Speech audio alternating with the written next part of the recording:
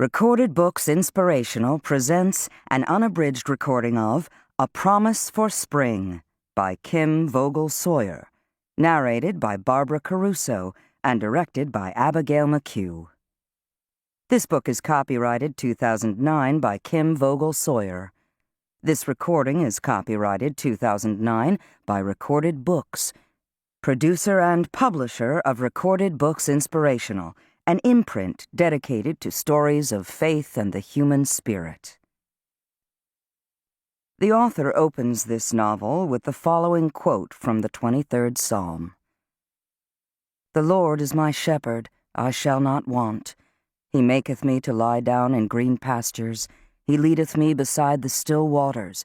He restoreth my soul."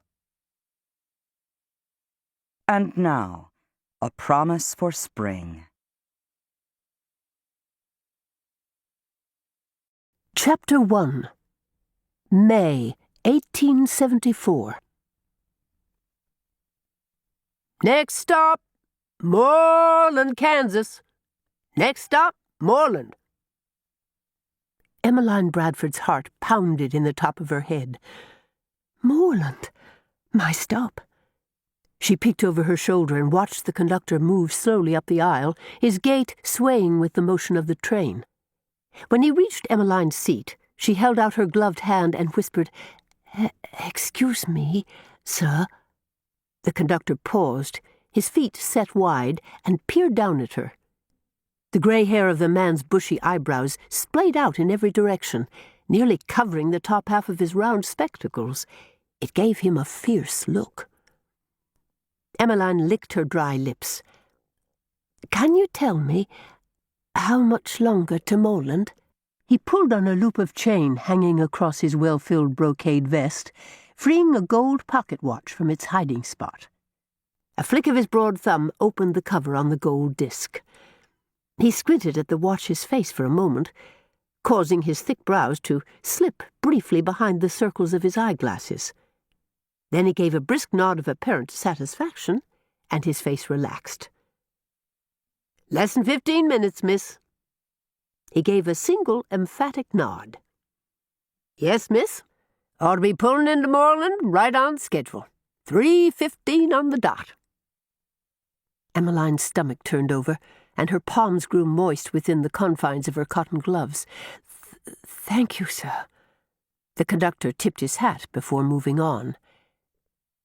Less than 15 minutes, and she would step off this train into a new life. For nearly 8 weeks she had travelled, dreading this moment, and now it was upon her.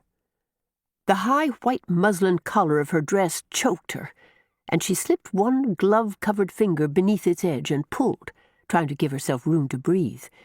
It didn't help. She gripped her hands together and pressed them into her lap. Tears stung behind her nose, but she set her jaw against them. Crying would accomplish nothing. Oh, why was she here on this foul-smelling train, covered in coal dust, heading to what was sure to be some cheerless hovel on an empty plain? She looked out the window again, her heart sinking in despair at the sight of the nearly treeless, rolling plains of dry brown grass. No green meadows or fields of daisies or cobblestone streets like at home. Despite her efforts to refrain from weeping, a tear slipped free of its perch on her lower lid and trailed down her cheek. The strong breeze coursing through the open window dried it before Emmeline had a chance to sweep it away. Oh, how she missed her home! It hadn't been her idea to leave Yorkshire County in England. It was Father's. Mother hadn't wanted her to go, either, but Father had insisted it was best. And when Father insisted, everyone had to agree or be made to feel miserable. Well, Emmeline reasoned as she blinked rapidly against more tears gathering in her eyes, she could not possibly... To keep listening to this audiobook, I've left you a link in the description so you can do it, at no cost thanks to Audible's 30-day free trial.